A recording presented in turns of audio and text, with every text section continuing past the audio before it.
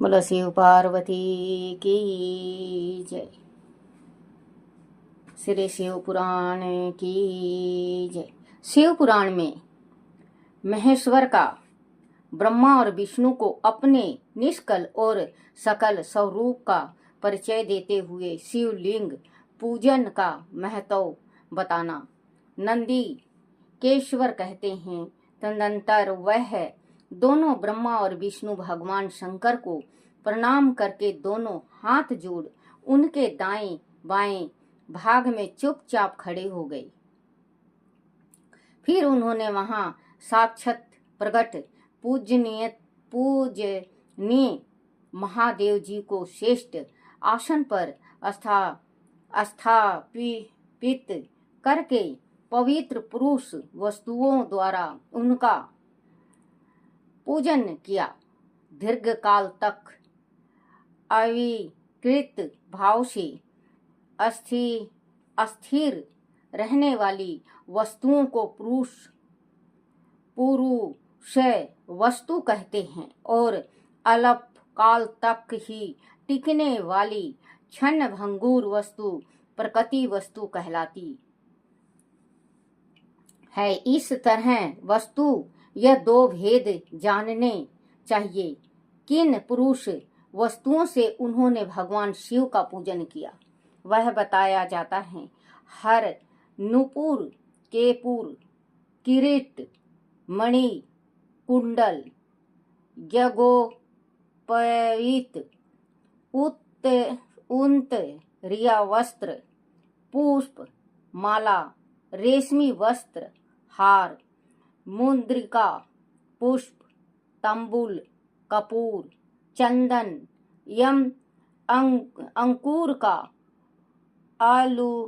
अनुलेप धूप दीप सवेत छत्र व्यंजन ध्वजा चवर तथा अन्य दीप उपहारों द्वारा जिनका वैभव वाणी और मन की पहुंच से परे था, जो केवल पशु पति परमात्मा के ही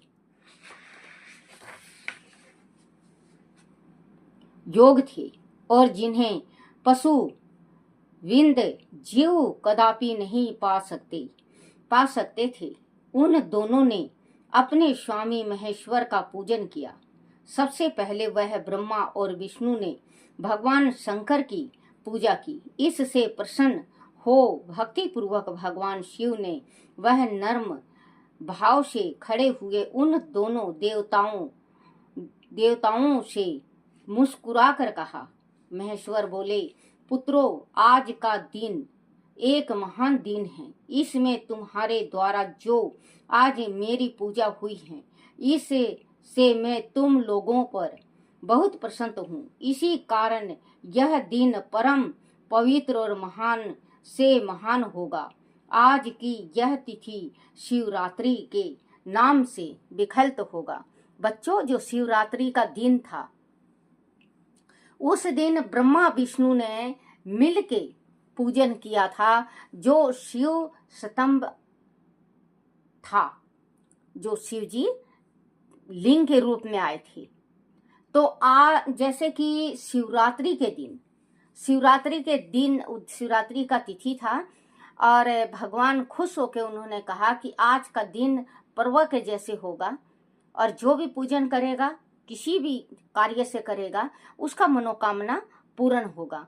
तो जब भी कहते हैं कि शिवरात्रि का दिन बहुत बड़ा होता है, साल में 2 दफे आता है। वैसे आय महीना आता है, आय 15 दिन आते हैं। एक माता का आता है, माँ पार्वती का, और एक शिव जी का आता है। जैसे प्रदोष व्रत रखते हैं, एक शिवरात्रि रखते हैं।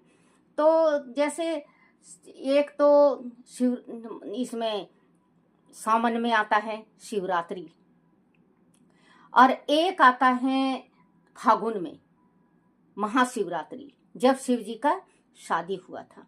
तो और इसमें जो इन्होंने जल चढ़ाया, पूजन किया, जल अर्पण किया है, तो इसमें जो सावन में है, तो सावन में भगवान को प्रसन्न करने का है, भगवान से वर लेने का है। भगवान खुश होके मनोकामना पूर्ण करते हैं। आप जरूर शिवरात्रि का व्रत रखो, व्रत ना रख सको तो पूजन विधि विधान के साथ शिव जी का व्रत करो, और जो आपके मन में है तो मन ही मन में बोलना चाहिए, आगाज नहीं देना चाहिए, किसी को सुनाना नहीं चाहिए। अगर आप सुनाना चाहते हो तो नंदीकेश्वर के कानों में आप बोल सकते हो कि मेरा ये कार्य है और बन नहीं रहा है, शिव जी से आप जाके कहना। तो नंदीश्वर जाके शिव जी से कहते हैं कि आपका भक्त का एक संदेश लेकर आया हूँ मैं, आपका भक्त संकट में है और आपको संकट हटाना है। तो शिव जी तुरंत ही कृपा करते हैं, क्योंकि हम जो बोलते हैं, अगर हम बोलने लगे जैसे कि हे मेरे भोलेनाथ, आज मेरे पे संकट बहुत भारी है, आपको संकट दूर करना है, तो हमारी आवाज वापसी आ जाएगी। हम जो आवाज लगाते हैं वो आवाज भगवान तक नहीं जाता। जो जीभ पलटता है ना बच्चों, वो भगवान तक आवाज नहीं जाता। हम अगर जीभ को बंद करके, जैसे मुंह को बंद करके जीभ को तलुए में सटा के और मन से अगर हम अरदास लगाएं किसी चीज का भी, किसी देवता का भी, किसी देवी का भी, किसी का भी, पितरों का भी, तो वो आवाज भगवान तक जाता है। क्योंकि आत्मा सो परमात्मा, हम दिल से पुकारेंगे तो भगवान जरूर हमारी प्रार्थना सुनेगा। और हम प्रचार कर देते हैं ना, तो वो प्रचार भगवान तक नहीं जाता, वो प्रचार ये मृत्यु लोकी में ही रह जाता है, नीचे ही रह जाता, ऊपर तक नहीं जाता। भगवान इतने ऊंचे हैं, भगवान इतने ऊंचे हैं कि कोई समझ नहीं पाता कि भगवान का दरबार कितने ऊंचाई पे है। तो जब हम बोलते हैं, हृदय से बोलते हैं, तो भगवान के हृदय तक वो आवाज जाती है, कानों तक नहीं, हृदय तक। हम नंदीश्वर के कानों में बोलेंगे तो नंदीश्वर जाके उनको बताते हैं, शिव भोले को, तो वो कानों से सुनते हैं। और जो हम हृदय से पुकारते हैं प्रभु को, शिव भोला को, तो वो उनके हृदय से आत्मा तक जाता है कि मेरा भक्त आज मुसीबत में है। तो आप कभी भी पूजन करने जाओ तो आप जोर जोर की गाथा मत गाया करो। किसी की आदत है ना सुनाने के वजह से, किसी को सुनाने के वजह से कोई पूजा करता है दिखावा, कोई पूजा दिखावा करता है। शिव भोला का पूजा 1 लोटा जल, थोड़ा सा चावल, थोड़ा सा गुड़, अगर आप पूजा में रोज डेली नित्य नियम तोड़ो नहीं तो शिव भोला वही जल को अमृत के समान लेते हैं। और आप प्रपंच करके या किसी को दिखा के अगर आप भगवान का पूजा करते हो तो आपका शून्य बराबर है, वो पूजा भगवान नहीं लेते। एक महान दिन है, इस में तुम्हारे द्वारा जो आज मेरी पूजा हुई है, इसे से मैं तुम लोगों पर बहुत प्रसन्न हूँ। इसी कारण यह दिन परम पवित्र और महान से महान होगा। आज का यह तिथि शिवरात्रि के नाम से विख्यात होकर मेरे लिए परम प्रिय होगी। इसके समय में जो लिंग निष्कल अंकरित से रहित निराकार स्वरूप के प्रतीक वेर सकल सकाल रूप के प्रतीत विग्रह की पूजा करेगा, वह पुरुष जगत की सृष्टि और पालन आदि कार्य भी कर सकता है।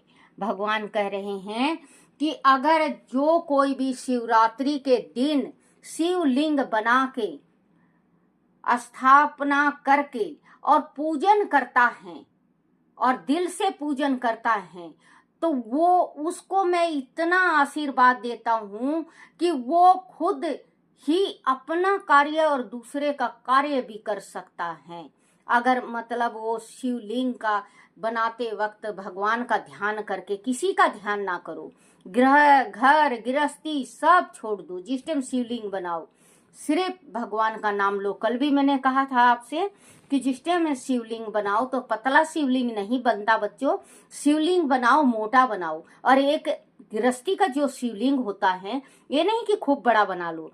शिवलिंग का जो गृहस्थी, जो अपने शिवलिंग बनते हैं, जो गृहस्थी का शिवलिंग होता है, एक अंगूठा इतना होता है बच्चों।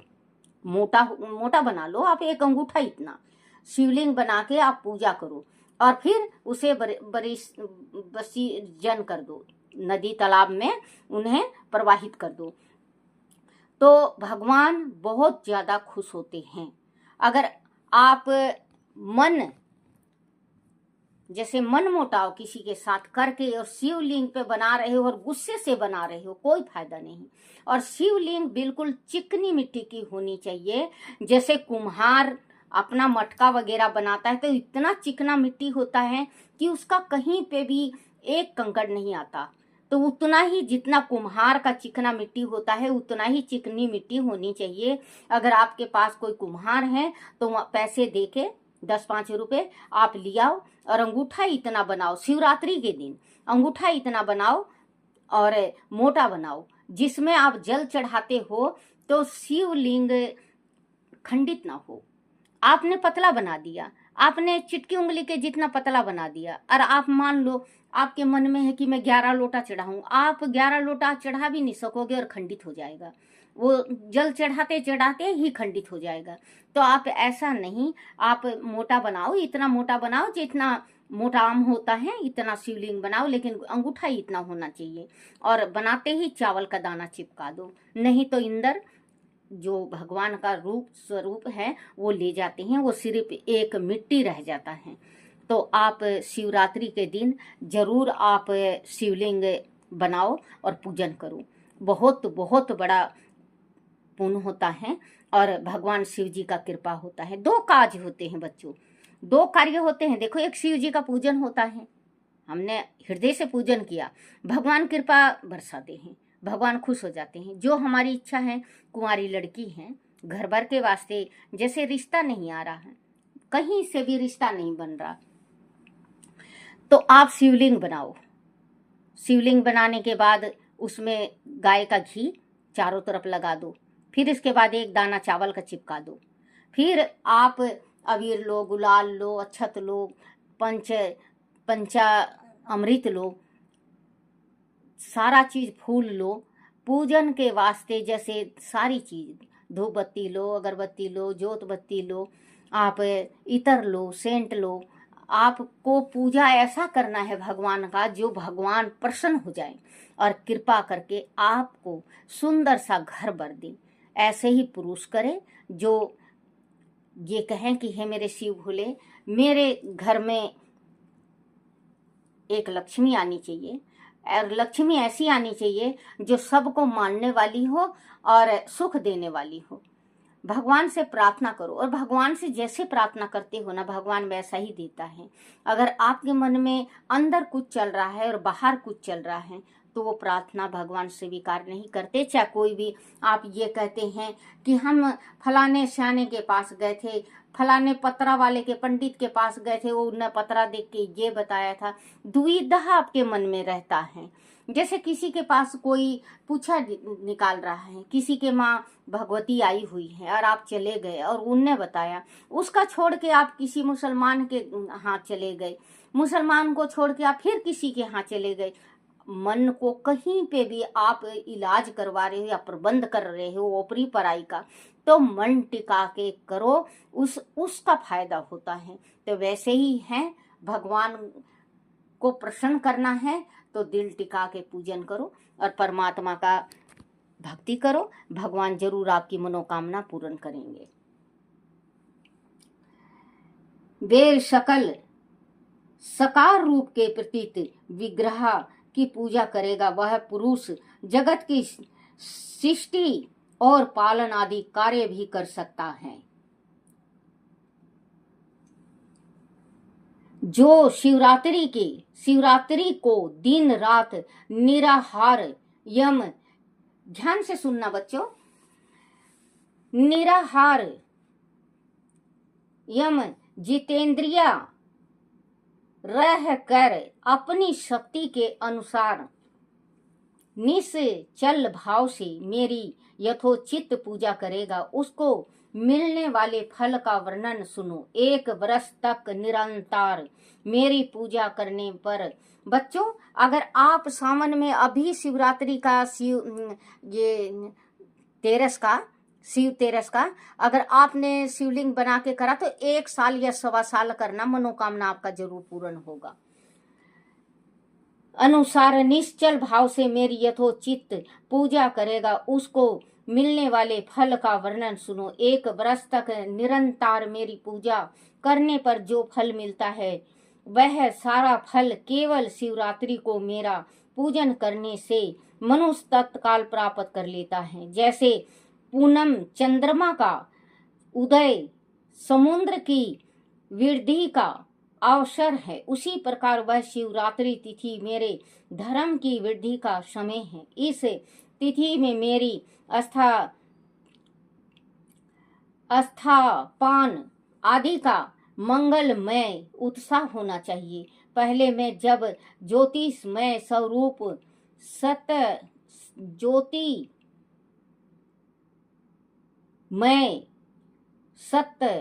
सतंभ रूप से प्रकट हुआ था, वह समय मंगशीर मास में अर्धा नक्षत्र से युक्त पूर्णमासी या प्रतिपदा है। जो पुरुष मंगशीर मास में आद्रा नक्षत्र होने पर पार्वती सहित मेरा दर्शन करता है, वह अथवा मेरी पूजा या लिंग की ही झांकी करता है, वह मेरे लिए कार्तिकेय से भी अधिक प्रिय है। उस शुभ दिन को मेरे दर्शन मात्र से पूरा फल प्राप्त होता है। आदि दर्शन के साथ साथ मेरा पूजन भी किया जाए तो इतना अधिक फल प्राप्त होता है कि उसका वाणी द्वारा वर्णन नहीं हो सकता। वह पर मैं लिंग रूप से प्रकट होकर बहुत बड़ा हो गया था। अंत उस लिंग के कारण वह भूतल लिंग स्थान के नाम से प्रसिद्ध हुआ। जगत के लोग उसका दर्शन और पूजन कर सकें, इसके लिए वह अनादि और अनंत ज्योति स्तंभ अथवा ज्योतिमय लिंग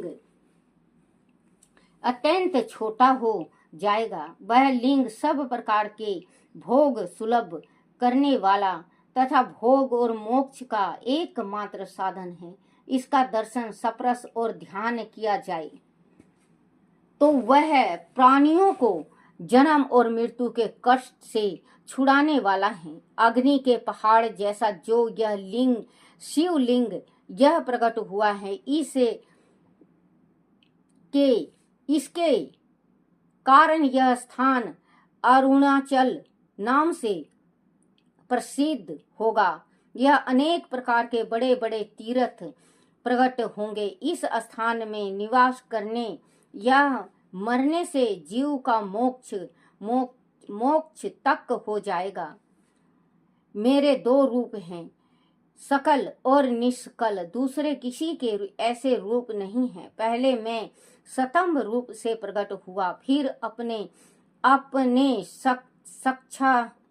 साक्षात रूप से ब्रह्म भाव मेरा निष्कल रूप है और महेश्वर भाव सकल रूप, यह दोनों मेरे ही सिद्ध रूप हैं। मैं ही परम ब्रह्मा परमात्मा हूँ।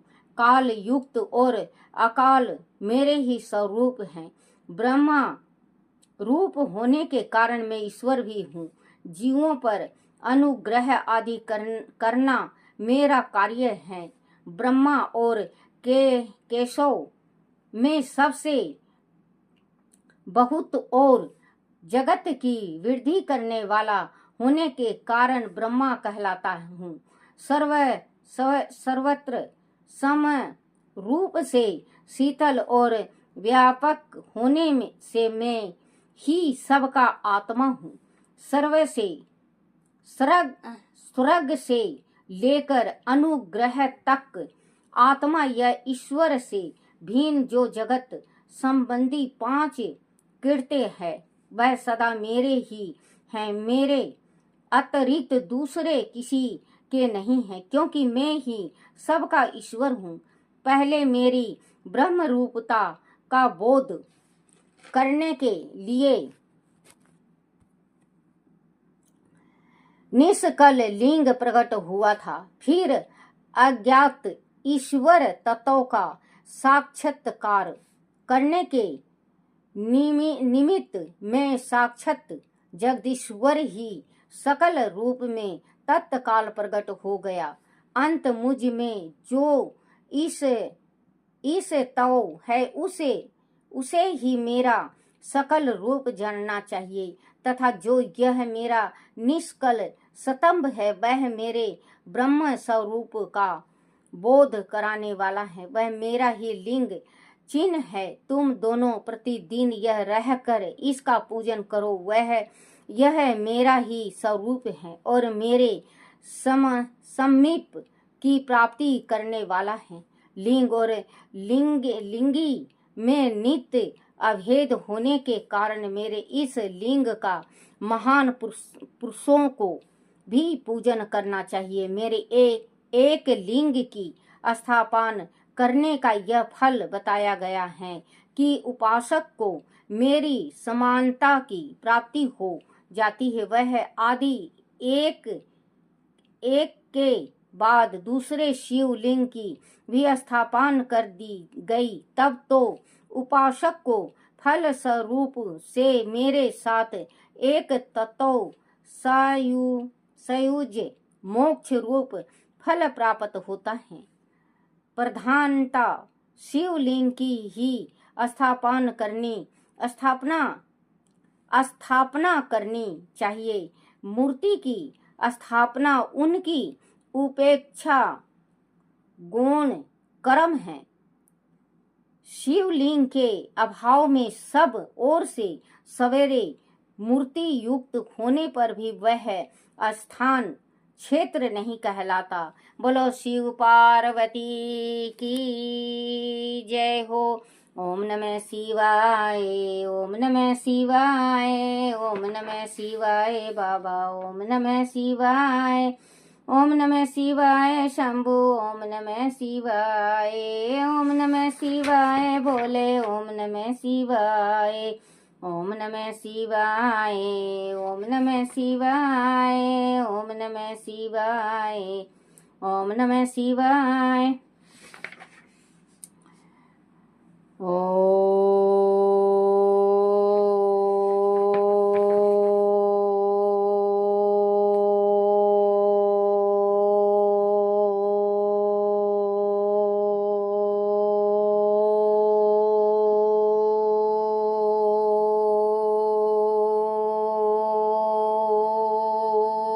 नमः शिवाय। बोलो शिव पार्वती की जय हो।